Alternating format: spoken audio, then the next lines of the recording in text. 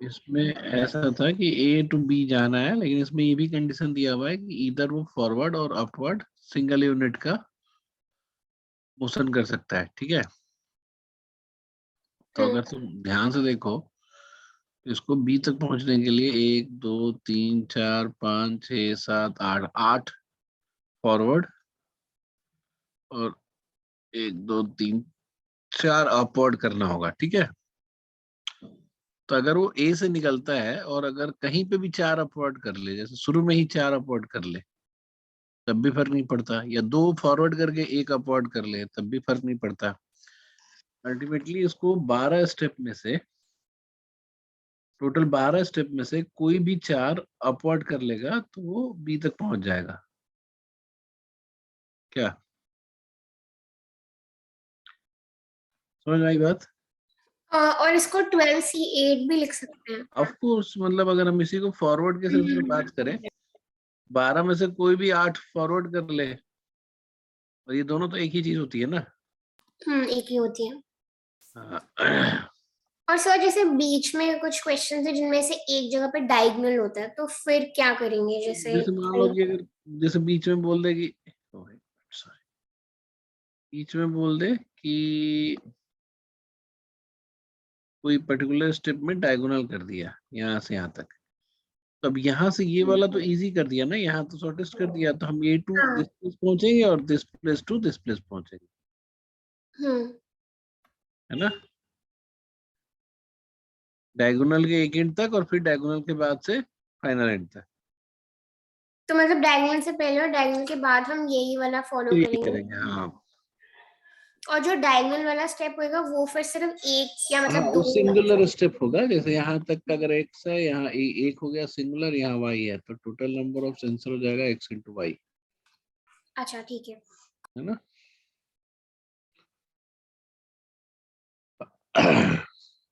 अच्छा, ये वाला जो कैच है इस पे भी एक्स इंटू वाई करेंगे, प्लस नहीं।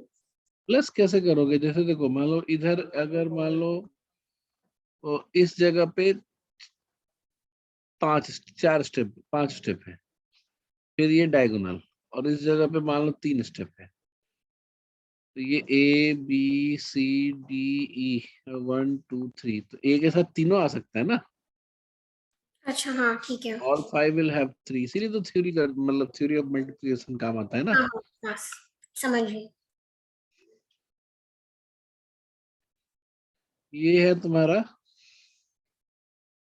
इसमें हमें बस यही चीज ध्यान रखना है कि जो हम प्रॉफिट परसेंटेज निकालते हैं, जैसे अगर मान लो कि एक प्रोडक्ट टाइप है ए, अब ये प्रोडक्ट टाइप है बी, तो ए में अगर मान लो कि लेट से 40% का प्रॉफिट हुआ है, बी में 60% का प्रॉफिट हुआ है, और ओवरऑल प्रॉफिट अगर 50% का है, तो हम क्या कह सकते हैं बताओ तो? इससे क्या पता चलता है? सर कॉस्ट सेम है। ना? कॉस्ट दोनों की सेम है। हाँ, कॉस्ट सेम है, मतलब वॉट एवर कॉस्ट है, तो अगर हम यही बोले कि यहाँ क्वांटिटी का रेशियो 2:3 है, तो दैट डजंट मैटर ना, यहाँ पे क्वांटिटी के रेशियो से हम नहीं निकाल सकते, क्यों? क्योंकि इसका मतलब ये हुआ कि जो भी कॉस्ट है उसमें ए की 2 क्वांटिटी और इसमें बी की 3 क्वांटिटी मिल रही है। समझ में आई मेरी बात महक? बोलो। यस। तो अगर कभी यही रेशियो दे दिया होता, क्वांटिटी 2:3 में बिका हुआ है, तो फट से 2:3 में ही नहीं लगा देना यहाँ पे, they might have different cost,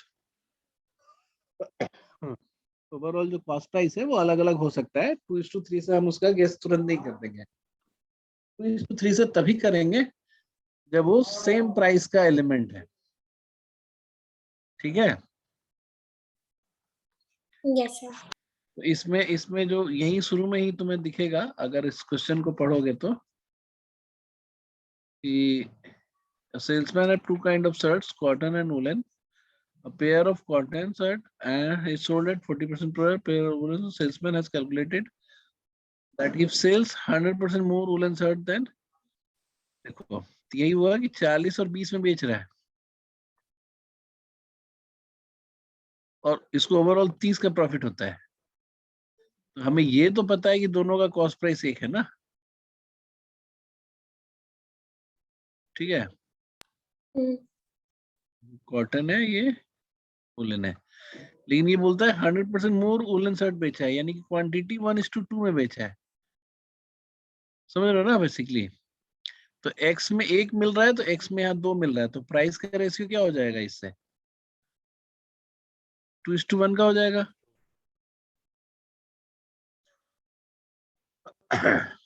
बात समझ में आ रही है? Yes sir. अगर उतने ही कॉस्ट में अगर आप 1 खरीद रहे हो और उतने कॉस्ट में 2 खरीद रहे हो, तो प्राइस का रेशियो तो 2:1 है, ठीक है। अब उसके बाद बाकी जब नेक्स्ट टाइम जब उल्टा सीधा दिया हुआ है, जैसे अगर इन सब सेलिंग ये बोलता है कि 50% more cotton shirt than woollen shirt, तो बेसिकली वो बेच क्या रहा है 3:2 में। तो अब अगर हम प्राइस के हिसाब से इनका वो निकाल सकते हैं कि किस रेशियो में इसका ये है, तो 6:2 में कॉस्ट मतलब टोटल प्राइस है उसके रेशियो में ये, तो 3:1 करके और फिर फाइनल तुम्हें निकाल देना है, तो ये 35 आएगा। 40 पीस है ना, तो 3:1 करोगे तो ये 1 और 3 का गैप ऐसे आएगा, तो ये तुम्हारा 35 आ जाएगा, ठीक है। ये समझ में आया? मतलब ध्यान रखने वाली बात ये है कि एलिगेशन अगर होता है वो कॉस्ट पे होता है, ना कि क्वांटिटी तो पे। एक बार लास्ट वाला पार्ट फिर से बताओगे आप, मतलब वहां तक आ गए कि उसका रेशियो 2:1 आ जाएगा हाँ, क्वांटिटी का। प्राइस का अच्छा। ये 2:1 आया ना। हाँ ये आया। हाँ अब प्राइस का आ जाएगा हाँ। हाँ, उसके बाद बोलता है कि कॉटन वाला 50% ज्यादा बेचता है वुलन से, तो 3:2 के क्वांटिटी में बेचता है, हम्म। टोटल कॉस्ट प्राइस कितना हो जाएगा? 3:2 और 2:1, 6:2। अच्छा तो ये ठीक है। 3:1 है, हम्म। तो फिर 3:1 में ये प्रॉफिटेबिलिटी को ये कर देंगे। ठीक है ठीक है। तो कैच यहाँ पे ये है, ध्यान रखने वाली ये है कि कभी भी क्वेश्चन ऐसा पूछा जा सकता है जिसमें क्वांटिटी का दिया रहेगा और अलग से उसका प्रॉफिट जो है वो उस रेशियो में नहीं आएगा। अभी बोलते हैं ये वाला perpendicular right and triangle drawn from the hypotenuse needs to be maximum then consider the right angle isosceles. हाँ,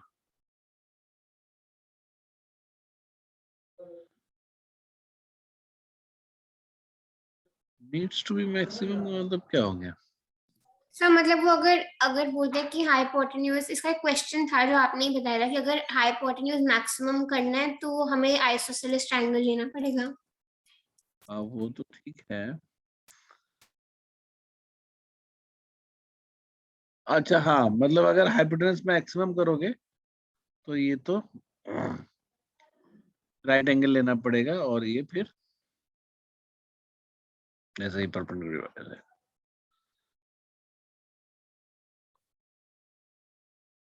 इसमें क्वेश्चन भी डाल ही देना चाहिए था ना ये। मैं देख लूंगी, मेरे पास मतलब किसी पेपर का ही था, आई थिंक लास्ट ईयर के किसी पेपर का ही था, तो वो मैं डाल दूंगी फिर। ठीक है। A perpendicular drawn on the hypotenuse divide the triangle into 3 similar triangles. हाँ ये बहुत इंपॉर्टेंट है। इसको the perpendicular also becomes the half of the perpendicular also becomes half of, ये तो तब होगा ना जब वो क्या बोलते हैं, अगर राइट ये है मतलब आइसोसेलेस है। दो चीजें यहाँ पे ये देख लो, ये बहुत इंपॉर्टेंट है। एक तो ये कि कोई भी परपेंडिकुलर ट्राइंगल लेंगे तो पहले इसका एंगल मार्क कर दो, ये एंगल 1, ये एंगल 2, ये एंगल राइट एंगल है। और अगर हम इस पे इससे हाइपोटेनस पे राइट एंगल एक और बना देंगे तो ये फिर एंगल 1 और ये फिर एंगल 2 और फिर ये 90 हो जाएगा। तो basically now we have 3 triangles with angle 1, 2 and 90। ठीक है, ये वाला और बड़ा वाला। तो ऐसा कई बार तुम्हें पूछेगा।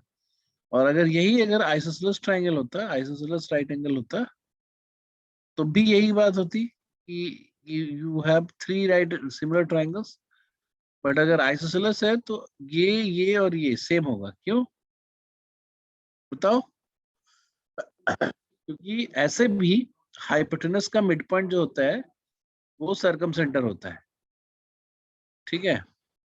अच्छा, तो किसी में भी, हाँ ऑफ कोर्स, तो इसमें जो परपेंडिकुलर है वो भी वही इसका रेडियस की तरह काम करेगा, अदरवाइज दूसरे ट्राइंगल में आपको ये अलग से ये लाइन होगी जो इसके हाफ के बराबर होगी, ठीक है। तो ये केवल right angle triangle half of the hypotenuse होता है, ये तभी होता है जब वो राइट एंगल आइसोसेलेस ट्राइंगल है,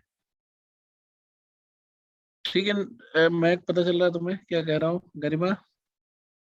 यस सर। तो अभी आपने ये लास्ट में क्या कहा? मैंने ये लास्ट लाइन जस्ट। हाँ, ये वाला ये वाली लाइन के लिए। हाँ सर, मतलब वो तो सर्कम सेंटर है तो हमेशा ही वो मिड पॉइंट में होगा। हाँ, ती मिड पॉइंट को जब भी मिलाओगे ना वर्टिस से, ये हमेशा जो है हाइपोटेनस का आधा होगा, हाँ, irrespective of triangle. Irrespective of नहीं, अरे ये राइट, सॉरी केवल राइट एंगल ट्राइंगल की बात हो रही है। हाँ, राइट एंगल्ड। हाँ आइसोसेलेस होना जरूरी नहीं है। नहीं, आइसोसेलेस है तो ये परपेंडिकुलर और ये जो है कोइंसाइड हो जाएगा, हाँ जी, यस। मतलब सेम ही जगह पे चला जाएगा।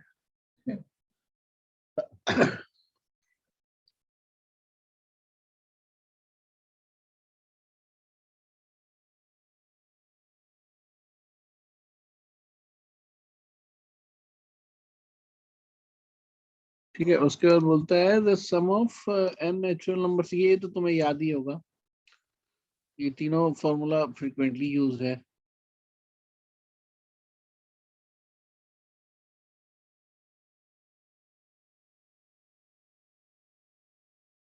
ये भी ध्यान रखना है,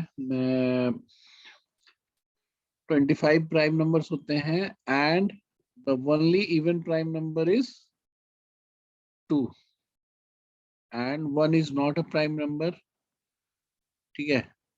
सो एक चीज और यहाँ बताओ कि अगर प्राइम नंबर आइडेंटिफाई करना है किसी नंबर को तो कैसे चेक करते हो? सर नहीं 181 इज प्राइम और नॉट, इसको कैसे चेक करेंगे? सर, इसमें वो था ना कि इसकी नियरेस्ट स्क्वायर तक के सारे वो चेक कर लेते हैं। नियरेस्ट रूट, हाँ, नियरेस्ट रूट की, सॉरी। हाँ तो ऐसा इसलिए करते हैं कि अगर तुम किसी भी नंबर का वो देखोगे, जैसे मान लो कि 60 के अगर सारे नंबर्स का, या 36 का पहले करते हैं, 36 का सारा फैक्टर देखोगे तो उसको हम अरेंज कर सकते हैं 1 2 3 4 6 9 12 18 एंड 36। कैसे लिखते हैं? 1 2 3 4 6 9 12 18 एंड 36। तो इसमें क्या है कि जो 6 जो है हमारा,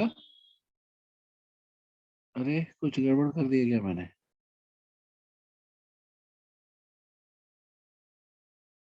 ठीक तो है, 6 जो है हमारा ये परफेक्ट रूट है।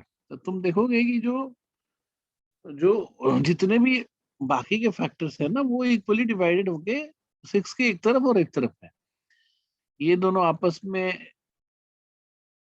वो करते हैं, साथ में ट्रायंगल है, ये दोनों आपस में है, ये दोनों आपस में है, और ये दोनों आपस में ये है। तो 6 would be the middle factor जो परफेक्ट रूट होता है। लेकिन अगर 60 के केस में करो जिसका परफेक्ट रूट नहीं है तो you'll find कि 1 2 3 4 5 6 10 12 15 20 30 60, इसमें अगर 12 फैक्टर है, 6 एक साइड और ये हमारा बीच का लाइन हो गया मान लो, तो 6 और 10 के बीच में ना तुम देखोगे 60 का रूट होगा। 60 का रूट कितना होगा? 7 पॉइंट समथिंग होगा। तो सारे रूट्स या तो 7 के इस साइड में सारे फैक्टर्स, या तो सारे फैक्टर 7 के इस साइड में, बाकी के सारे फैक्टर इस साइड में होंगे। तो इसी हिसाब से अगर हमें 181 देखना है तो हमें ये तो पता है कि इसका 1 और 181 है और इसका कोई परफेक्ट रूट नहीं है। तो इसका रूट, नियरेस्ट रूट क्या होगा बताना? 13. इसका रूट हम अगर पॉइंट एक्स में बताना भी चाहें तो क्या बताएंगे, 13 पॉइंट एक्स, नहीं? Yes. तो ये 13 पॉइंट एक्स है। तो इसके अगर कोई और फैक्टर है तो अकेला नहीं होगा, दो होगा कम से कम, तो एक इधर और एक इधर लाई करेगा। तो अगर हमें यहीं तक वाला हम पकड़ लेंगे तो हमारा ये तो बता सकते हैं ना कि ये प्राइम नहीं है, और दोनों फैक्टर भी मिल जाएगा। तो हमें सिर्फ 1 to 13 तक के सारे प्राइम नंबर्स ही चेक करने हैं टू फाइंड कि वेदर 181 इज प्राइम और नॉट। ठीक है, ये बात समझ में आ गई तुम लोगों को? Yes, sir. ये रीजनिंग भी याद रखना, ये कई बार एज इट इज काम आ जाता है। अब कैसे क्वेश्चन उसका क्रिएट होगा वो अलग बात है ना, बट आपको पता है कि वो एज इट इज काम आ जाता है।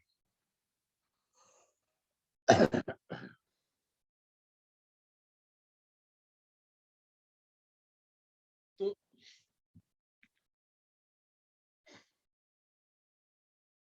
मतलब नॉर्मल थ्योरेटिकल भी पूछ सकता है। एक नंबर है n स्क्वायर, ठीक है, n स्क्वायर के 2x + 1 फैक्टर्स हैं, है ना? तो अब चार ऑप्शन डाल दिए कि विल, मतलब कि there will be x factor less than n। तो ये एक सही स्टेटमेंट होगा। तो मतलब होता है ना कि which of the statement is true, ऐसे करके भी पूछ सकता है। तो बिल्कुल सही था, क्योंकि n स्क्वायर के अगर 2x + 1 है तो जो अगर हम इसको अरेंज करेंगे तो x फैक्टर n तक आएगा, फिर n का अगला फैक्टर होगा, और फिर x फैक्टर इसके बाद आएगा। तो ये पिक्चराइज दिमाग में पिक्चर बना के रखो। फिर ये है कि कोई भी परफेक्ट नंबर है जिसके परफेक्ट स्क्वायर है तो उसके नंबर ऑफ फैक्टर्स हमेशा ऑड होंगे, और अगर ये नॉन परफेक्ट नंबर है, मतलब परफेक्ट स्क्वायर है, तो उसके हमेशा नंबर ऑफ फैक्टर्स जो है वो इवन होंगे, चाहे वो प्राइम ही क्यों ना हो। ठीक है,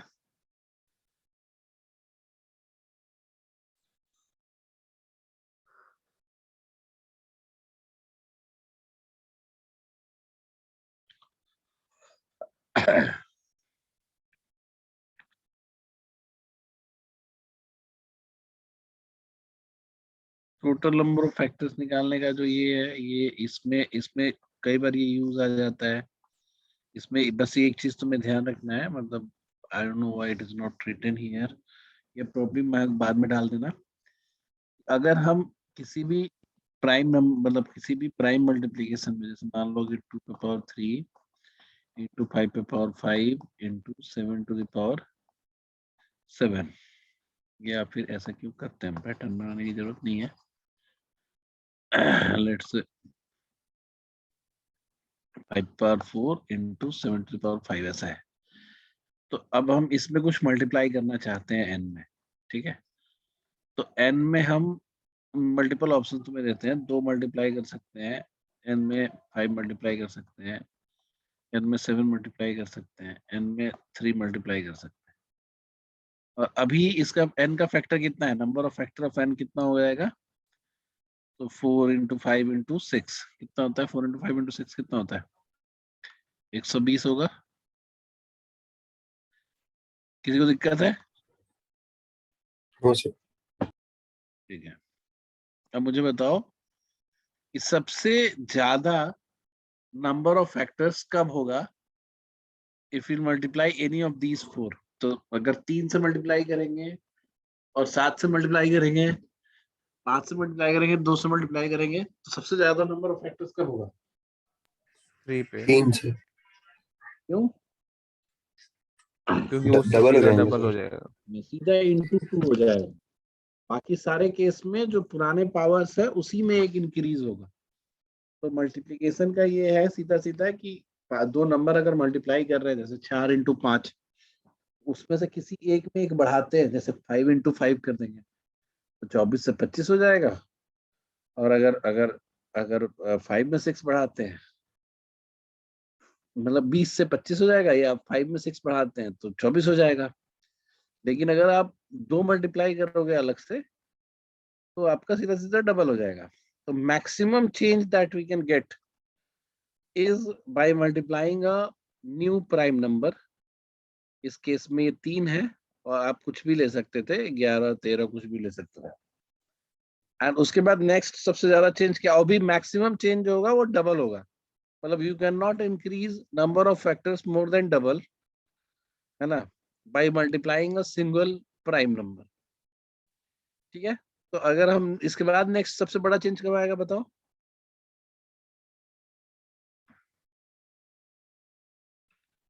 बोलो जल्दी। इन्हीं नंबर्स में। हाँ, इन्हीं में से 2 5 7 3 का ऑप्शन किया ना तुम, सबसे ज्यादा चेंज बोले 3 के केस में। तो 2 नेक्स्ट में आएगा। 2 में आएगा, क्यों? क्योंकि छोटा नंबर को हम बढ़ाएंगे तो ज्यादा इम्पैक्ट करेगा हमारे मल्टीप्लीकेशन में। तो जैसे 4 इंटू 5 इंटू 6 कर रहे थे, अब हम करेंगे 5 इंटू 5 इंटू 6, है ना, 25 इंटू 6, 150 का 120 से और 150 हो जाएगा। तो एक एक करके लिखते ही जाते हैं, जैसे कि तुम्हें एक दिमाग रहे। ये भी कई बार एकदम ऑब्जेक्टिव की तरफ पूछ देता है ये सब चीज, इसमें नंबर देगा वो अलजेब्रा में, ठीक है, जिससे कि आप कंफ्यूज रहो, लेकिन क्वेश्चन होगा ऑब्जेक्टिव। तो जैसे अगर ये ऐसे 120 फैक्टर है, इसमें तुम्हारा सीधा 240 हो जाएगा, इसमें 150 होगा, फिर 5 वाले में नेक्स्ट पेज चेंज करोगा, 5 वाले में इसमें क्या होगा, 4 इंटू 6 इंटू 6 कितना होता है, 36 इंटू 4 कितना होगा, 140। 144. और उसके बाद सबसे लीस्ट जो चेंज आएगा वो 7 मल्टीप्लाई करने से होगा, वो कितना होता है, 4 इंटू 5 इंटू 7 कितना होगा, 140। 140. देख रहे हो ना तुम कि ऐसा है। अब मान लो कि अगर हम बोल दें कि कोई एक प्राइम नंबर, मतलब कोई एक नंबर है जो,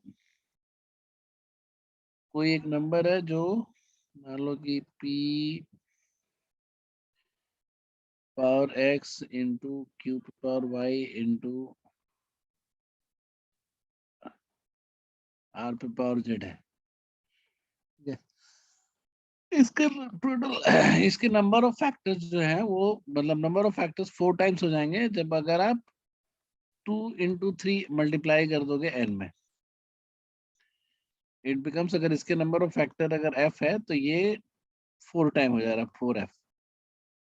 तो अब तुमसे अगर n से क्वेश्चन पूछे हम कि is n an even number, तो ये स्टेटमेंट सही है कि गलत है? गलत है। गलत. तो गलत स्टेटमेंट में पूछा गया, स्टेटमेंट नहीं है। तो क्या n एक इवन नंबर है? तुम बोलोगे नो। क्यों? क्योंकि उसमें 2 नहीं है। हाँ, क्योंकि 2 मल्टीप्लाई करने पे और इसका नंबर ऑफ फैक्टर डबल हो रहा होगा, गारंटी इसलिए क्योंकि 3 से भी डबल हो रहा होगा, तो मैक्सिमम चेंज ही आप डबल का कर सकते हैं, और 2 प्राइम नंबर हम मल्टीप्लाई कर रहे हैं तो 2 इंटू 2 का फर्क पड़ा है, यानी दोनों ही प्राइम नंबर नहीं थे, है ना? तो अगर हम इसमें भी पूछ सकते हैं कि n के टोटल डिजिट्स का सम जो है डिविजिबल बाई 3 है कि नहीं, बोलो। नहीं है सर. हाँ, मतलब इस तरह से कुछ भी पूछा जा सकता है।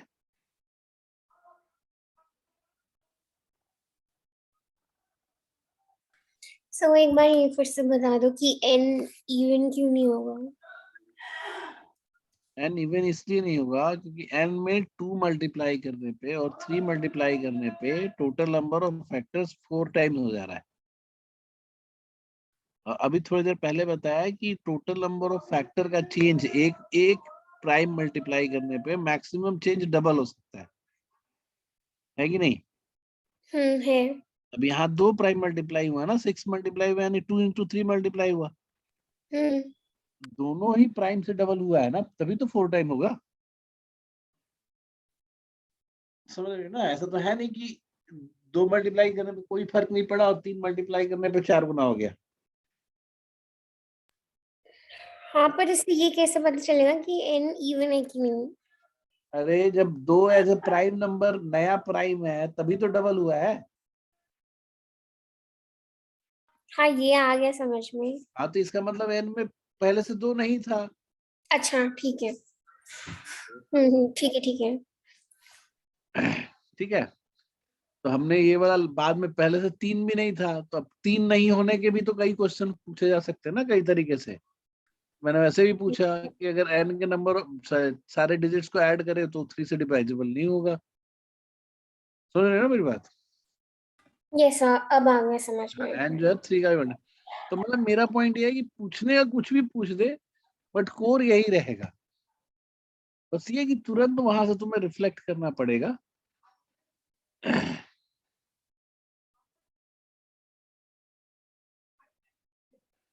एक मिनट, अब तो हम, मुझे लगता है कि जितने भी एप्टीट्यूड टेस्ट का पेपर देखोगे ना, घूम फिर के यही सब चीजें होती हैं। आता है नेक्स्ट है हमारा पाइथागोरस ट्रिपलेट है। ये बहुत औसम चीज है। कुछ पाइथागोरस ट्रिपलेट तो आपको ऐसे भी रिकॉल पे रखना चाहिए। सबसे पहला पाइथागोरस ट्रिपलेट है वो 3 4 5 है। फिर इसका कोई भी मल्टीपल ले लो, 6 8 10 9 12 15, ये एक सीरीज है। फिर नेक्स्ट है हमारा 5 12 13 वाला। फिर नेक्स्ट कौन सा है बताओ?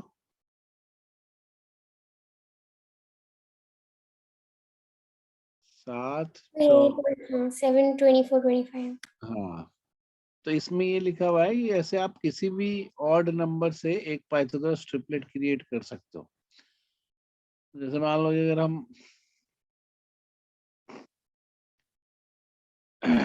जैसे मान लो कोई भी एक ऑड नंबर ले लिया, जैसे 11 ले लिया, तो ऐसे 11 स्क्वायर जो होता है 121 होता है। तो 11 स्क्वायर के 121 को अगर हम 61 इंटू 60 बोल दें, ठीक है, समझ रहे हो मेरी बात? दो नंबर में बांट दिया। इनटू प्लस प्लस प्लस क्यों?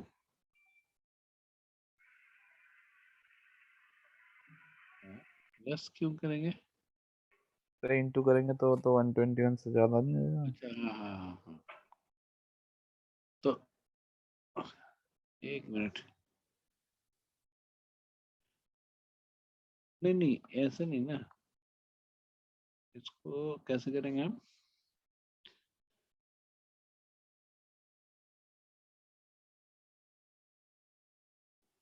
इसको हम ऐसे लिखेंगे, हाँ सॉरी, इसको ऐसे लिख सकते हैं 61 प्लस 60, और हाँ एक 61 माइनस 60 लिख देंगे।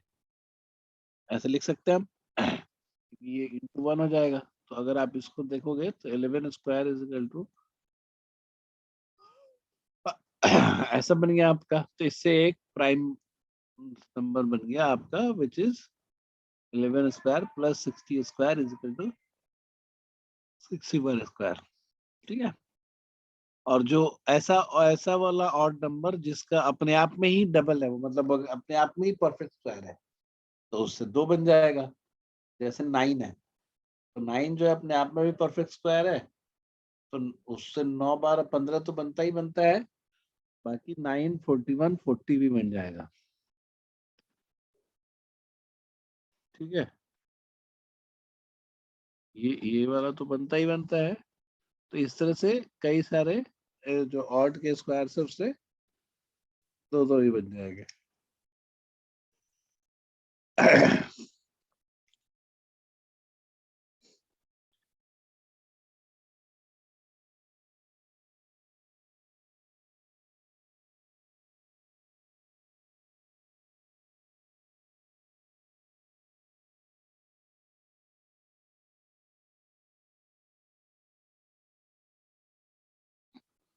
ये लिखा हुआ है हाउ मेनी नंबर्स विद 2 और मोर डिजिट कैन बी फॉर्म में। तो ये बहुत बढ़िया था, इसका बाद में भी आया था कि जैसे मान लो कि 1 2 3 4 5 6 7 8 9 है, या इस तरह का ABCD करके भी पूछा जा सकता है कि how many letters words can be created, है ना, where the all the letters are in ascending order, मतलब कोई भी या कहीं पे भी इसमें यूज हो सकता है। तो इसमें यह है कि कई सोचने में लगता है कि कितना सारा चीज हो जाएगा, कि जैसे मान लो कि और ये भी यहाँ पे तो ये है कि 2 और मोर डिजिट से बनाना है। तो जैसे मान लो कि तुम बोलोगे कि अगर 2 डिजिट का बनाना है तो 1 2 1 3 1 4 1 5 1 6 1 7 1 8 1 9, फिर 1 3 1 5, ये तो हो ही गया।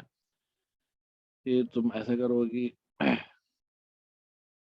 2 3 ऐसे करके गिनते चलेगा आदमी। बट ये ध्यान दो कि अगर हम कोई भी ग्रुप ले लें, जैसे मान लो कि अगर हम 9C2 ले लें, इसमें 2 लेटर का कोई भी ग्रुप है, मान लो ग्रुप ले लिया, ग्रुप में आ गया तुम्हारा 6 7, इससे तो एक तो बनेगा ही ना, बनेगा ऐसा नंबर जैसे असेंडिंग ऑर्डर में लिख देंगे तो किसी भी ग्रुप से एक ही बनेगा। 9C2 अगर करते हैं 8 9 आए, अब उसको 9 8 भी बोलोगे तब भी उसका एक ही बनेगा, वो पलट के 8 9 ही बनेगा। तो अगर हमें 2 या मोर है तो 9C3 9C4 ऐसे करके सारा हम ऐड कर देंगे और फिर उसके बाद निकाल लेंगे। ठीक है, अगर लेटर्स की बात करें, वर्ड्स की बात करें, तब भी उसमें यही काम कर सकते हैं असेंडिंग ऑर्डर, क्योंकि ग्रुप जो है वो एक ही तरह से असेंडिंग ऑर्डर में अरेंज होगा। तो the number of group is the number of answer.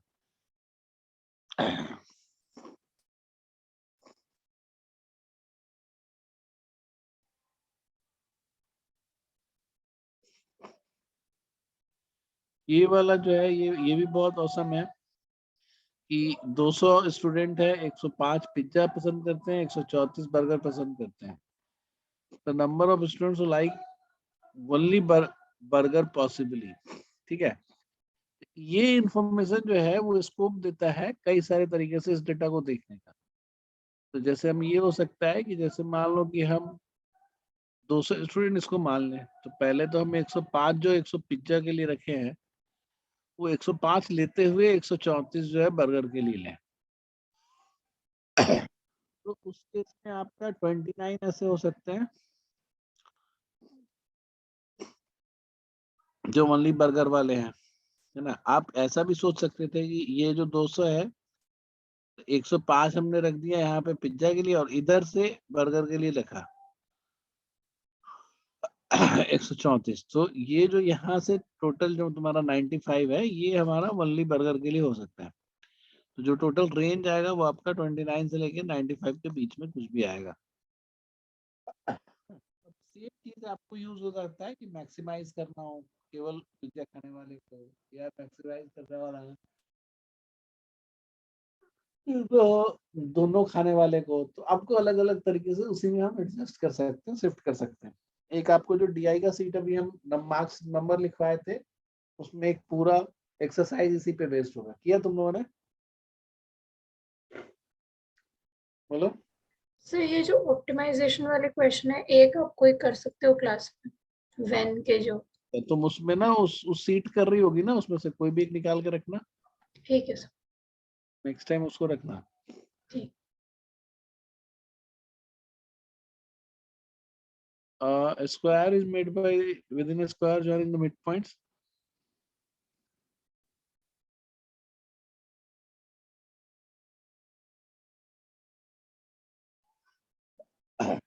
ये तो मतलब कुछ कुछ चीजें एकदम ध्यान में रहता है आदमी को तो अच्छा रहता है। जैसे एक स्क्वायर है तो उसका डायगोनल से, अगर स्क्वायर का साइड ए है तो डायगोनल रूट ए होगा।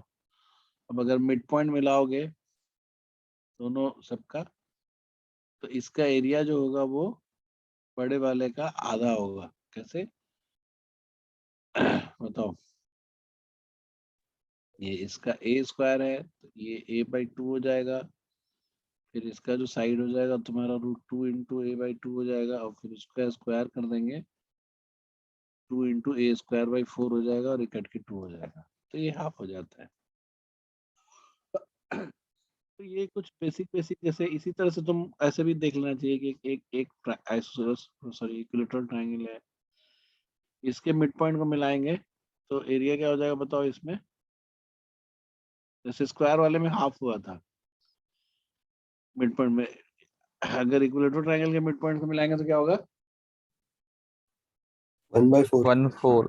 हाँ, ऐसा नहीं कि हर जगह हाफ ही लिख देना। ठीक है, अगर अगर इसी तरह से तुम हेक्सागन के मिड पॉइंट्स को मिलाओगे तब क्या होगा?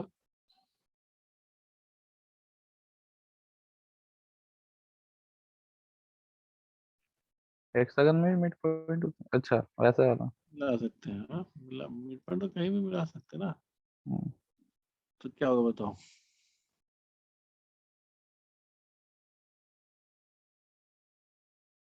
पहले तो ये समझो कि फिर से हेक्सागन बनेगा, है कि नहीं? तो इसका क्या आया था बताओ? ये बड़े वाले का आधा होगा ना, बड़ा वाला कितना आता है? √3a आता है। इसका आ जाएगा यार √3/2a और √3/2a आएगा तो पहले तो हम एक ट्रायंगल का एरिया निकालेंगे और उसका 6 टाइप करेंगे, तो √3/4a², ये 3/4a हो जाएगा और इंटू 6, तो ये कितना आ जाएगा बताओ? और पुराना वाला हमारा कितना आया था? पुराना वाला हमारा आएगा √3/4a² इंटू 6, मतलब ये हमारा पुराना वाला है। तो ये मिड पॉइंट में 3/4 हो गया तुम्हारा। ठीक है, तो अलग अलग स्ट्रक्चर के हाफ मिलाने पे अलग अलग होगा। इस केस में हेक्सागन में 3/4 हुआ है, स्क्वायर में हाफ हो जा रहा है, ट्रायंगल में 1/4 हो जा रहा है। यानी कि जैसे जैसे हम बड़े साइज में जाते जाएंगे तो उसके मिड पॉइंट्स को मिलाएंगे तो क्लोजर टू बड़ा एरिया होगा। जैसे इसमें बहुत छोटा है, इसमें हाफ हो गया, इसमें 3/4 हो गया, ऑक्टागन में मिलाएंगे तो और क्लोज टू ऑक्टागन हो जाएगा।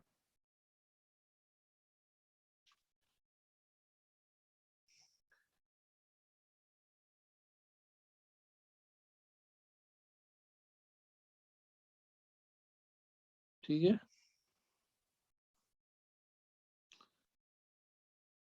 ये तो रेशियो मर्ज करने का तो तुम्हें बताया ही गया है कि ये दिस इज लाइक रामबान, रेशियो मर्ज करके सब निकाल सकते हो।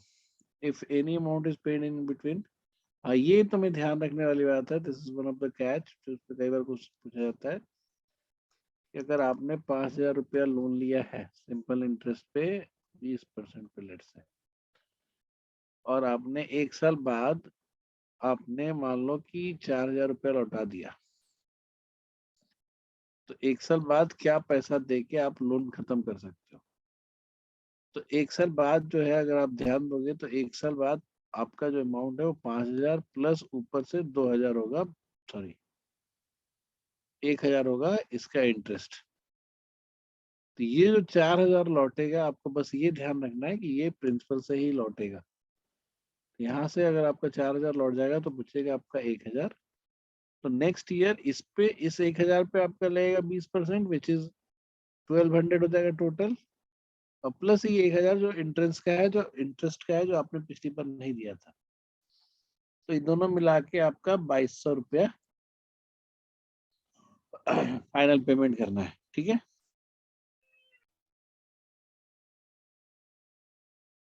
समझ में आया तुम लोगों का? सर ये 1200 कैसे आया था? ये 1,000 रुपया बचा रह गया था ना इसमें से, हाँ सर। उस पे 20% कितना होगा? अच्छा ठीक है। ठीक है, तो ये वाला मतलब फिर हम पूरे पे नहीं लगाएंगे इंटरेस्ट? क्यों लगाओगे? वो निकल गया ना 4,000 रुपया, जो पैसा निकल गया हाँ उसमें कितना लगाओगे? और जो जो इंटरेस्ट है उसमें तो इंटरेस्ट लगाना ही नहीं होता ना सिंपल इंटरेस्ट में। यस। तो ये ध्यान रखना है कि अगर आपने सारा पैसा लौटा दिया प्रिंसिपल का और इंटरेस्ट बचा रह गया तो आप जीवन भर 10 साल बाद वही पैसा दोगे केवल। तो सिंपल इंटरेस्ट ऐसा कुछ होता नहीं है रियल लाइफ में, लेकिन theory है तो theory है। अब ये वाला जो है ये बहुत फ्रिक्वेंटली यूज होता है कई बार। इसको हम लोग 2 तरीके से देखते हैं कि जैसे मान लो कि 5 लोग आपस में गेम खेल रहे हैं एक एक करके, कितने मैच होंगे? तो हम पर्सन ए को बोलेंगे कि 4 से खेलेगा,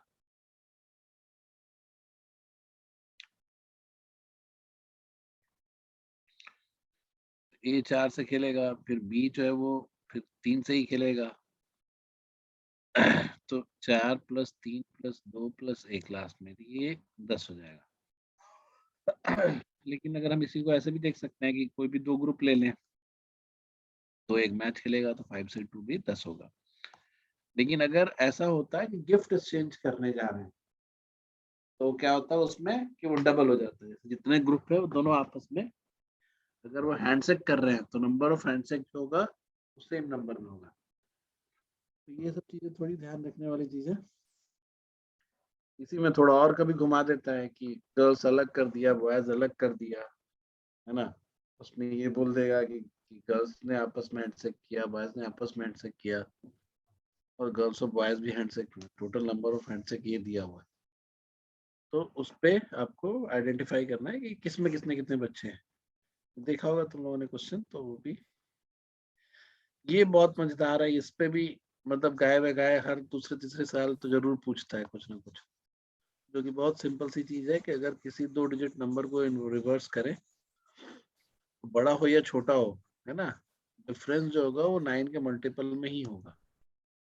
जैसे मान लो कि 25 को रिवर्स करें 52 हो जाएगा, लेकिन जो डिफरेंस होगा वो 9 के मल्टीपल में भी होगा, वो भी उतना जितना कि डिजिट का डिफरेंस है, तो 27 का डिफरेंस होगा।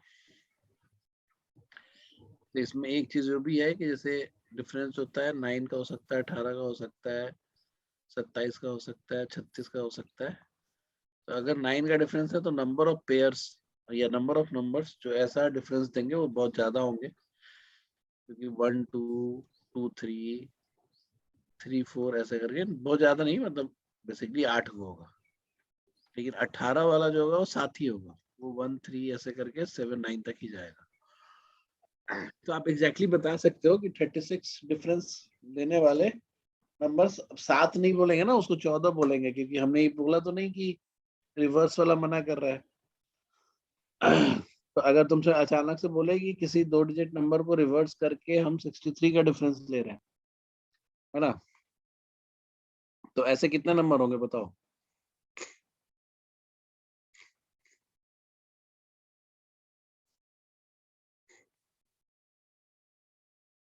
बोलो जल्दी। 63 का डिफरेंस। हाँ,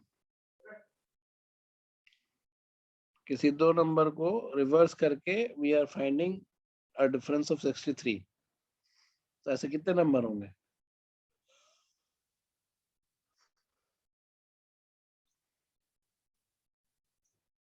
सर 3।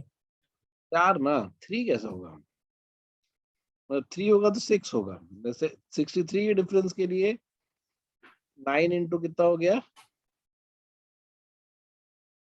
7, 7। यानी कि डिजिट का डिफरेंस जो है वो 7 का होना चाहिए। तो पहला नंबर होगा 18,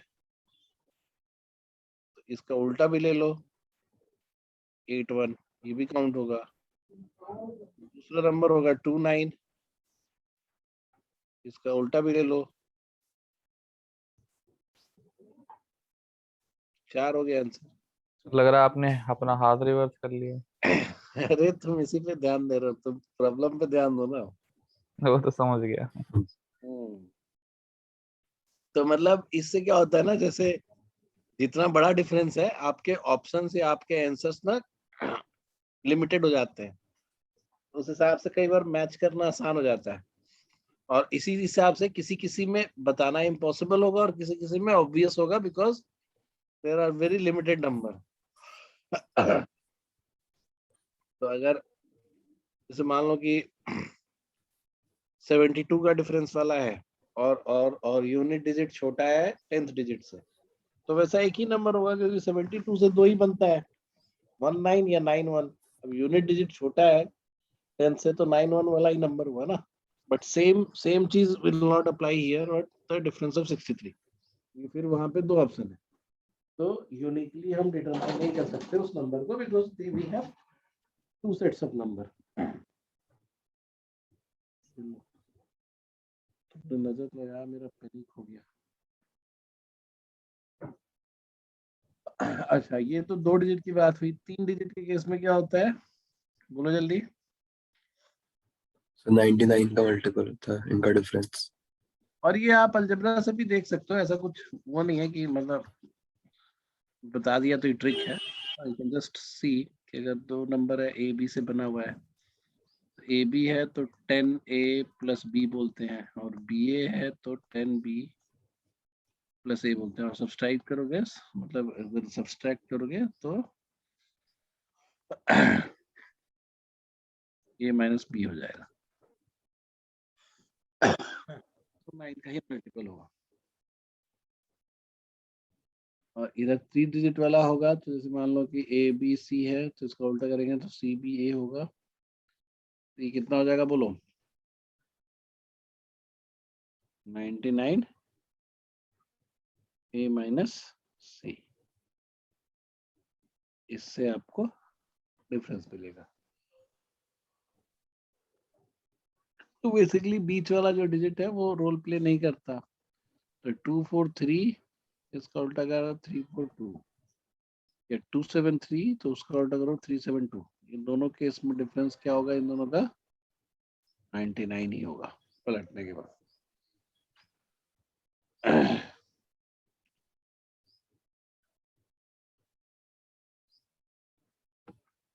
सर एक बार वो बता दो, जो जैसे कोई भी पॉलीगन है उसमें डायगोनल्स कितने होंगे? उसमें नंबर ऑफ साइड्स आइडेंटिफाई कर लो, और फिर नंबर ऑफ साइड्स नहीं, सॉरी, जैसे 10 है अगर। हाँ 10 है, 10 का अगर पॉलीगन है तो टोटल नंबर ऑफ साइड्स जो 10 पॉइंट से बन सकते हैं वो 10c2 होगा, हाँ सर, और -10 साइड कर दो। ठीक है सर। और सेंटर जो सेंटर से पास करेंगे वो कितनी होंगे? देखो, एक तो ये याद रखो कि इवन है तभी सेंटर से पास करेगा, ठीक है? अच्छा। जैसे मान लो कि 4 है, तो रेगुलर 4 है, इससे स्क्वायर है, तो ये सेंटर से पास करता है। अगर 5 है तो नहीं होगा, हेक्सागन है तो सेंटर से पास करता है। अब सेंटर से पास करने का दो ही है ना, कि दो दो के ही तो सेट होंगे ना अपोजिट डायरेक्शन वाले। तो हाँ जो सर। 6 है तो 3 होगा। तो अगर n इवन है, जैसे मान लो कि 2n साइड्स है, n डायगोनल ऐसे होंगे जो सेंटर से पास करेंगे, ठीक है? यस। और अगर मान लो कि 2n+1 साइड है, मतलब इतने पॉइंट्स हैं, तो कोई भी डायगोनल ऐसा नहीं होगा जो सेंटर से पास करेगा। ठीक है सर। मतलब अगर इसी क्वेश्चन में पूछेगा कि नंबर ऑफ डायगोनल्स बताओ और एक्सक्लूडिंग जो सेंटर से पास करे, तो बस -5 कर दे, बस क्योंकि माइनस 10 का हाफ। आधा n/2। हाँ ठीक। और ये भी याद रखना है कि all diagonals are not possible. ऐसा नहीं है कि पॉलीगन ऐसा होगा जिसका 14 भी डायगोनल होगा, वो फिक्स है। जैसे 4 के केस में जो है, 5 के केस में जो है, तो 4 से जितने भी डायगोनल बन रहे हैं, 5 से जितने भी डायगोनल हो, उसके बीच में नंबर्स के डायगोनल नहीं होंगे, वैसा कोई पॉलीगन नहीं है, ठीक है? मतलब जैसे अगर पेंटागन है क्या तो क्या उसका है? पेंटागन हाँ, तो उसका कोई भी डायगोनल सेंटर से पास नहीं करेगा। नहीं क्यों करेगा? अभी तो वही बात हम कर रहे हैं तुमसे। हमें ड्रॉ करके देखो तो। हाँ करो, अच्छा। देखो।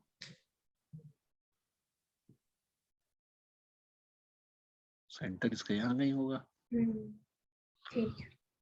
इवन ही होना चाहिए, इवन होगा तभी, ठीक है?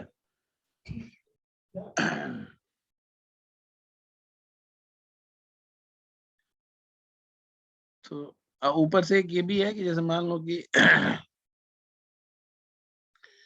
जैसे मान लो कि 10 का है, तो 10 का है तो मेरा ये अपोजिट वाला सबसे बड़ा होगा, ठीक है? बच गए तुम्हारे पास कितने? 4 और पॉइंट्स। मान लो 1 2 3 4। तो एक साइज ये होगा, एक साइज ये होगा, एक साइज ये होगा, एक साइज ये होगा, तो मतलब 5 साइज के, 1 2 3 4 5 6 4 10, हाँ ठीक है। तो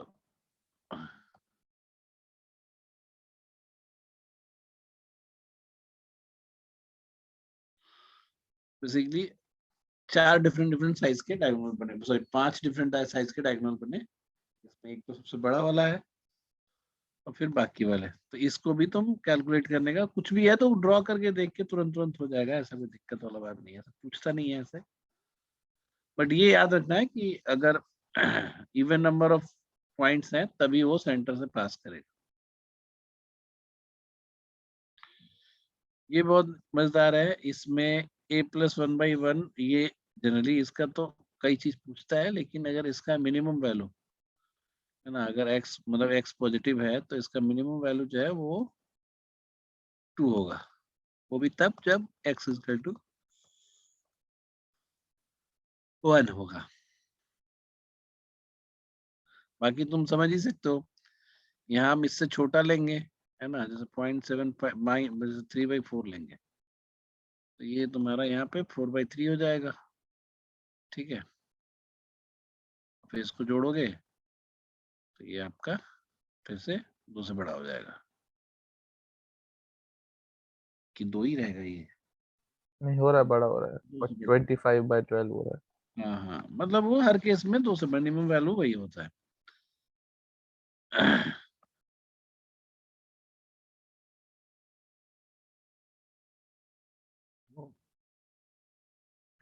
पीडीएफ ही थक गया,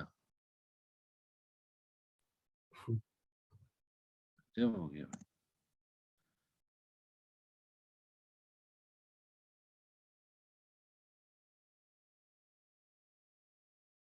अच्छा, ये तो हम कर ही रहे थे अभी।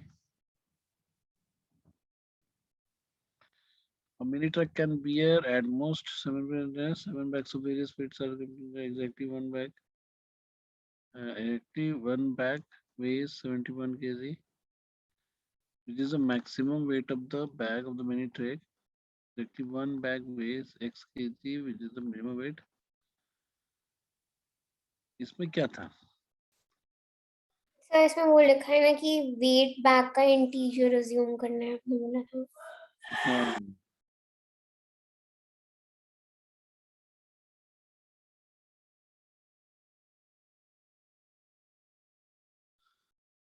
सिक्सटीन बैग्स वेरियस उसका है, तो 15 तुम्हारा 71 के अलावे हो गया।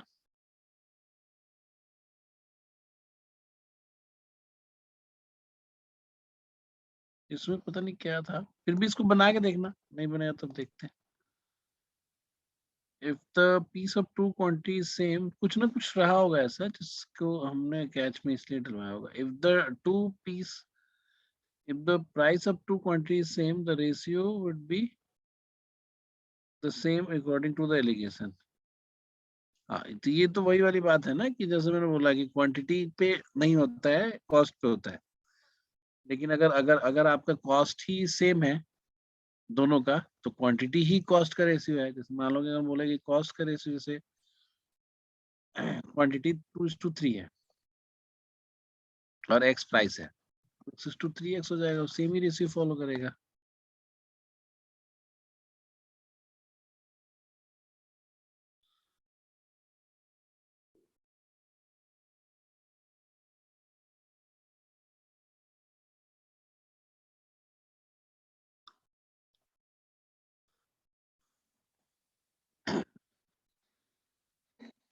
ये सिंपल है, इसको देख लेना।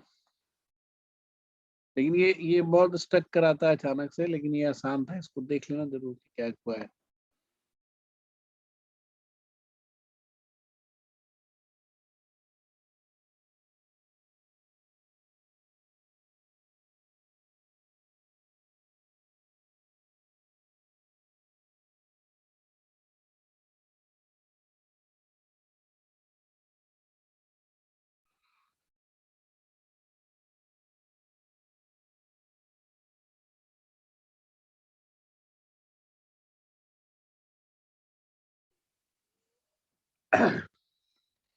ये वाला जो है, इसमें इसमें कैच के नाम पे वही मॉडर्न मैथ का ही पूरा हिसाब किताब है। सिमिलर बुक्स और डिफरेंट डिफरेंट बुक्स देने के अलग अलग तरीके होंगे, ठीक है। तो छोटा छोटा नंबर लेके उसको चेक कर लो, और दिक्कत है तो उसको उस लेक्चर में जाके रिवाइज कर लो। मतलब एक सिचुएशन बता देते हैं तुमको। जैसे मान लो कि 5 बच्चे हैं, ABCD, और आपके पास 7 बुक्स हैं, तो डिफरेंट है और पांचों को डिस्ट्रीब्यूट करना है तो अलग तरीका होगा, और 7 सेम बुक है और पांचों को डिस्ट्रीब्यूट करना है तो अलग तरीका होगा।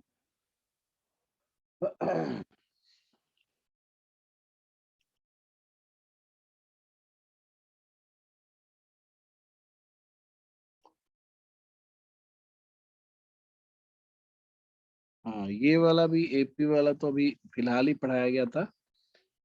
कि कोई भी सीरीज है, जैसे मान लो 5, 9, 13 ये वाला एपी है, और कोई भी रैंडम नंबर ले लिया, जैसे मान लो कि 203, ये चेक करना है कि एपी में है कि नहीं। तो ये है कि जितने भी आगे वाले नंबर होंगे वो कॉमन डिफरेंस के multiply, difference first digit, first term से जो डिफरेंस होगा वो डी के मल्टीपल में ही होगा। तो आप सीधा वही चेक कर सकते हो, ठीक है। और अगर वो आ रहा है मल्टीपल में तो वो उसी एपी पे है, और उसके बाद नहीं है तो आगे पीछे के दोनों टर्म भी निकाल सकते हैं जो उस एपी पे लाई करते हैं।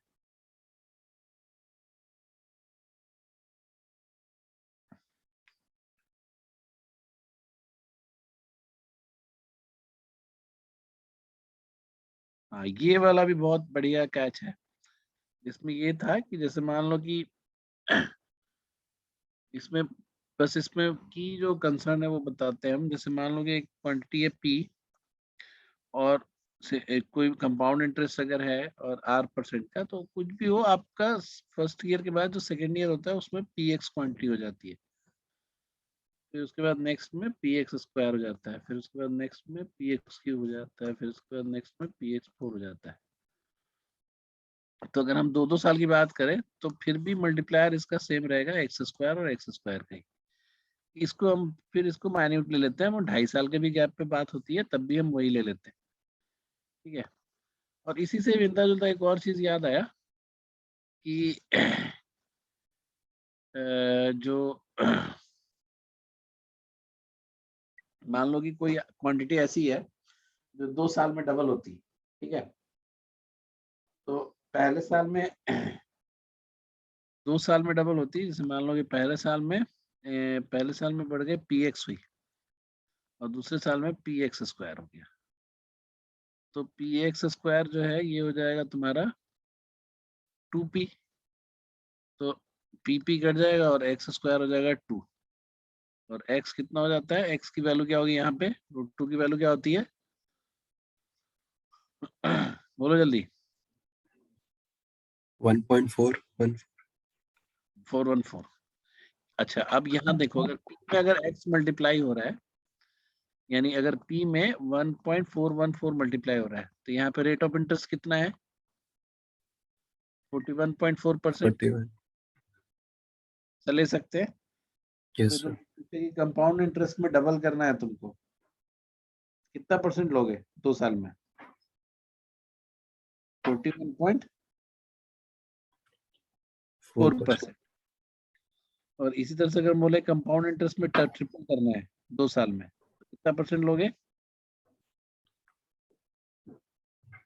अराउंड 70%। 73। मतलब ये हो गया ना तुम्हारा P X square equal to 3। हाँ सर, वो याद नहीं आ रही थी एग्जैक्ट। अच्छा, उसका वैल्यू नहीं है, 1.732 होता है, ये याद रखना है, बहुत फ्रिक्वेंटली यूज होता है। ठीक और इसका मतलब हो गया 73.2%। अगर हम इंटरेस्ट रेट रखें तो 2 साल में ट्रिपल हो जाएगा, ठीक है। ठीक है सर। तो तो ये परसेंटेज बहुत मजेदार परसेंटेज है। और एक चीज और यहाँ पे तुम्हें बता दें, एक जनरल हमारा वो होता है, कभी कभी आराम से आप बता सकते हो कि number of year in which amount doubles approximately 72/n होता है, बशर्ते कि n बहुत बड़ा या बहुत छोटा ना हो, ठीक है। तो अगर 8% है तो 9 साल में डबल होगा, और 9% है तो 8 साल में डबल होगा। ये मतलब ऑलमोस्ट ऑलमोस्ट थोड़ा थोड़ा सही रहता है। सर एक बार ये फिर से बताना, 8% क्या क्या था आपने? जैसे कंपाउंड इंटरेस्ट में अगर तुम्हें कोई क्वांटिटी डबल करनी है, हाँ हाँ। तो नंबर ऑफ ईयर जो होगा वो 72/r होगा। और अगर r निकालना है तो 72/n होगा। तो ये एग्जैक्ट नहीं निकलता, लेकिन लमसम में ये कई बार आंसर दे देता है, सही कर देता है। ठीक।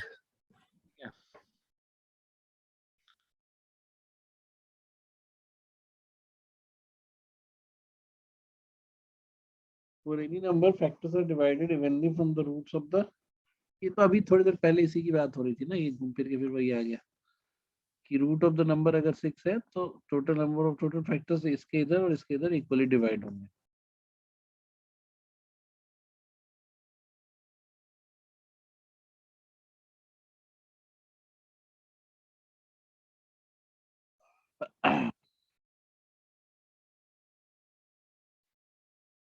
ये जो है इस सर्किल का इक्वेशन है इज इक्वल टू आर, है ना। लेकिन अगर एक्स वाई ऐसा रहे कि इसको स्क्वायर करने पे आर स्क्वायर से इक्वल टू आर स्क्वायर से छोटा रहे, तो वो सारे एक्स वाई जो है उस सर्किल के अंदर लाई करेंगे। तो अगर यही अगर बड़ा रहे तो वो सारे एक्स वाई जो है सर्किल के बाहर लाई करेंगे।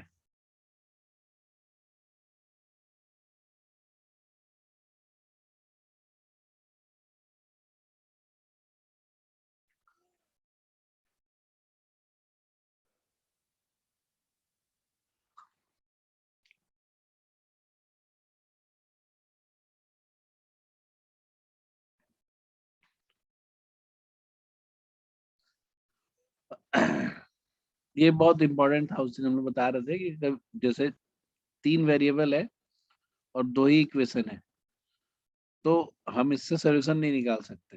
लेकिन इन तीनों वेरिएबल को, मतलब दोनों वेरिएबल को यूज करके, या सॉरी इन दोनों इक्वेशन को यूज करके हम तीसरा इक्वेशन निकाल सकते हैं। ठीक है, तो उस हिसाब से आपको कई बार क्वेश्चन पूछा जाता है, तो आप दोनों इक्वेशन को लिख के मल्टीपल इटरेशंस करके देख सकते हो कि रिक्वायर्ड वैल्यू पर कहाँ से पहुंच पा रहे हैं। सर ऊपर वाला क्वेश्चन बता दो एक बार क्या था। ऊपर वाला कौन सा? इससे वेब ऊपर बिल्डिंग वाला, IA47।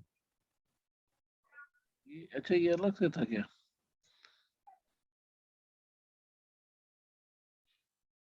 In a modified term of London's Wimbledon, each team is team in of the 7 sets player who wins 4 sets first win the match, and the match itself. In the final of Wimbledon played between Nadal, how many? हाँ, ये वाला तो ये था ना कि इसको catch में इसलिए डाला गया था कि जैसे मान लो कि नडाल को जिताना है, तो 4 जैसे, तो चारों अगर नडाल जीत गया शुरू में, तो भी वो नडाल जीतेगा। ठीक है, और अगर अगर बीच में अगर एक फेडरर जीत गया, तो या जो भी कौन है डोजोविक, तो ये बीच में अगर 2 जीता, तो जब तक 4 नहीं होगा तब तक ये नहीं होगा। तो हमने ये बोला था कि इसका अल्टीमेट जो होगा वो तो यही हो जाएगा ना, कि 7C4 ही हो जाएगा, सॉरी हाँ 7C4 हो जाएगा। मतलब अगर नडाल को जिताना ही जिताना है, तो 4 मैच, अगर 7 मैच है और 4 हम नडाल को दे रहे हैं, तो मतलब जाहिर सी बात है फेडरर 3 से तो ज्यादा जीता नहीं है। इवन इफ अगर चारों भी पहले ही नडाल जीत जाता है, तो हम ये मान के चल रहे हैं कि ये वो वाला अरेंजमेंट है जिसमें बाकी के 3 जो है डोजोविक है। तो ये जो टोटल नंबर ऑफ मैच तरीका हो जाएगा किसी एक प्लेयर के लिए 7C4 हो जाएगा, और फिर इसका डबल कर देंगे, क्योंकि सेम कैलकुलेशन हम डेजो क्या है जोकोविक किस के लिए भी कर सकते हैं। इसमें यही यहाँ पे कैच ये था कि अगर आपको नडाल को जिताना है, तो जैसे मान लो कि हम ND कर रहे हैं, तो लास्ट वाला तो अभी हुआ ही नहीं खेल, लेकिन हम इस अरेंजमेंट को हम ये मान के चलेंगे कि लास्ट में भी डी है। समझ ना मेरी बात? ठीक है। हमने बोला कि 7 में 4 जब भी जीत जाए, हमारा वो सीरीज नडाल का हो गया, उसका निकाल लिया, फिर हमने जोकोविक के लिए कर लिया। अच्छा कि इसको पूछ लिए। ये भी कभी कभी बहुत इंपॉर्टेंट हो जाता है। मतलब ये याद रखो ना कि यहाँ पे हम क्वेश्चन स्पेसिफिक बात नहीं कर रहे हैं, जस्ट ट्राई टू सी कि व्हाट ट्रिक और what concept has been used here. ठीक है,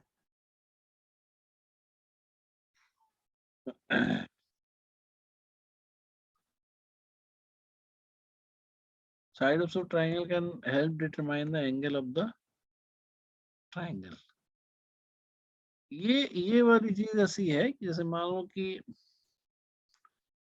पहले तो ये समझो कि जैसे अगर 7 कह रहे हैं, 7, 11 एंड 13, इससे ट्रायंगल बन सकता है कि नहीं बताओ? हाँ बोलो। हाँ सर, बन सकता है। बन सकता है।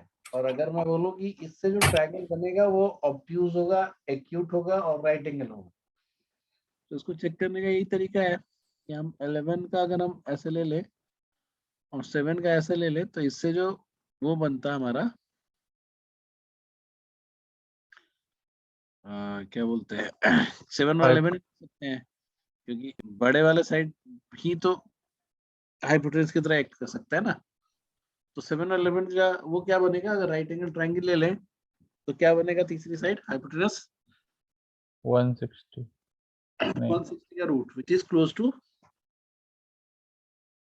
12 और 3 के बीच में है ना। 170 होगा सर, 13 से बड़ा होगा तो 170 होगा। ऑब्ट्यूज हो जाएगा, तो ये 13 से बड़ा है। बड़ा है, तो ये लेकिन यहाँ साइड तो 13 ही है, यानी वो छोटा है, तो ऑब्ट्यूज कैसे हो जाएगा, एक्यूट हो जाएगा ना, फिर ये 90 से छोटा हो जाएगा। बड़ा होना चाहिए ना। अरे 13.x से बड़ा होगा तब ना ये ऑब्ट्यूज कहलाएगा। अगर ये 14 होता तब ये इधर फैलता। सर पर ये 170 है हाँ और भाई, ये तो 13 का 169 170 का होगा ना। मतलब रूट अंडर कितना 13.x होगा ना। हाँ सर। तो 13.x से छोटा कुछ भी है उससे एक्यूट ट्रायंगल बनेगा। तो सर जितना हाइपोटेन्यूज हमारा 90 पे होना चाहिए, अगर उससे बड़ा आ रहा है तो फिर एंगल भी तो बड़ा होगा ना। तो बड़ा कहाँ आ रहा है, जो हाइपोटेनस 13.x आ रहा है, हमारा दिया कितना हुआ है 13, 13। तो वो छोटा है ना। तो 13.x बड़ा होता है ना। हाँ भाई 13.x बड़ा होता है, लेकिन 13.x नहीं है ना, 13.x से छोटा है। मैं तो समझ एंगल, नहीं पा रहा। अरे किसी को समझ में आ रहा है बात, एनीवन अंडरस्टैंडिंग, समझ में आ रहा है। सर ये जो हमारी आई है हाइपोटेन्यूज, वो आई है हमारी 13 से ज्यादा, यस, तो एंगल भी तो बढ़ेगा ना फिर। हम 13 से ज्यादा जो आया है, ये 13.x पे क्या एंगल है, 90 है ना हाँ 90। अच्छा हाँ हाँ हाँ हाँ हाँ हाँ, अच्छा। ठीक है तो तुम सर। 13 तक ही रहना चाहते हो, ये पॉइंट एक्स है, तो 7 अगर ऐसा खींच दोगे तो 90 से छोटा नहीं हो जाएगा ये। हाँ ठीक है। Yes sir. तो बेसिकली हमारा ये निकलने के बाद पता चल जाता है कि 13 के ऊपर मतलब 14 and anything will be obtuse angle triangle, और 13 से छोटा एक्यूट ट्रायंगल हो जाएगा, ठीक है। तो ये भी तब रहेगा कि जब 13 तब तक जब तक बड़ा है 7 और 11 से, ऐसा नहीं कि 13 से छोटा मतलब कुछ भी लेने लगा। और दूसरा क्या होता है कि जैसे एंगल से और पता चल सकता है, जैसे मान लो कि ऐसा है,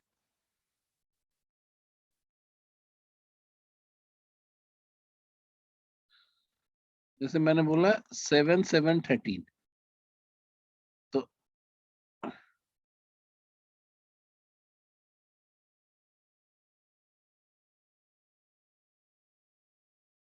अभी ये वाला क्या होगा एंगल तो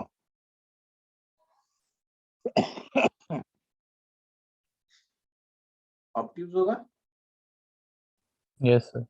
यस। होगा ना।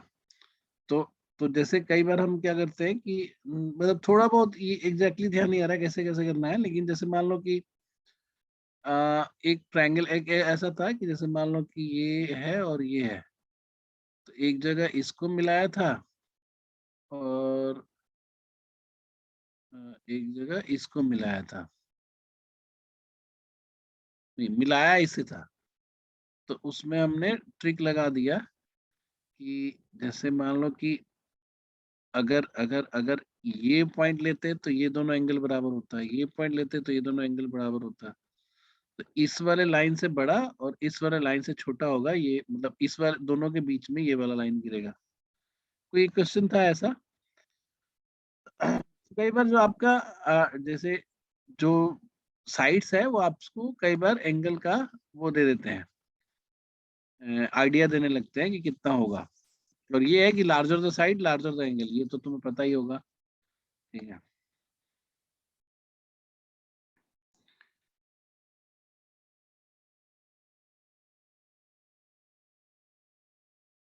ये बहुत इंपॉर्टेंट था। इसमें ये था कि अगर कभी मल्टीपल रिप्लेसमेंट की बात हो रही है तो हम लोगों को कोई जरूरत नहीं है कि दोनों क्वांटिटी का ध्यान दें, हम केवल एक पे ध्यान देते हैं। जैसे मान लो कि कभी पूछा जाए कि मिल्क है, उसमें 1/5 रिप्लेस हो रहा है 3 बार, तो ये प्योर मिल्क है। लेकिन अब पहले तो final milk is to water का रेशियो क्या होगा?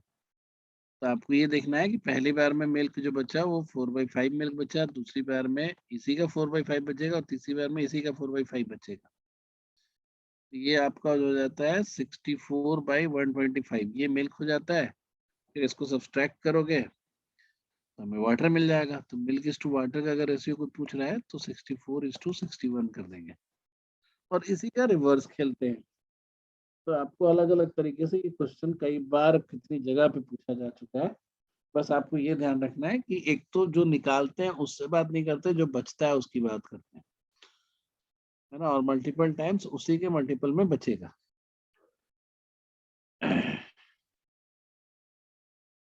51 is again about infinite GP का एप्लीकेशन।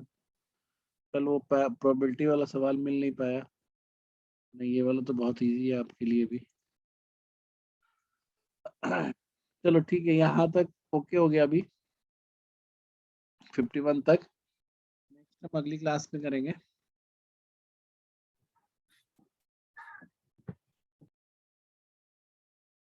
कितना है? 80 है ना। कल कल हम सारा ही खत्म कर देंगे, ठीक है, जो भी है।